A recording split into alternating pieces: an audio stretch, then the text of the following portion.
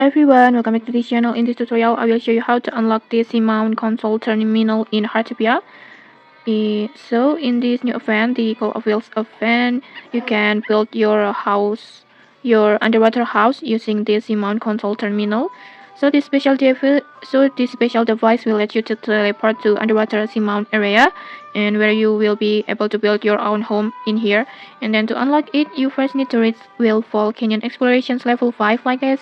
And if you don't know how to level up your exploration, just check out my tutorial in the Heartopia playlist to watch the tutorial.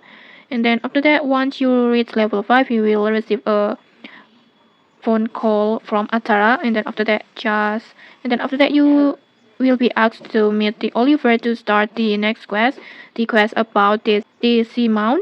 And then next, just simply follow the quest objective until the end, and you will finally unlock the seamount control terminal. Complete this seamount quest from Oliver. You can just check the tutorial link in the description to watch the tutorial.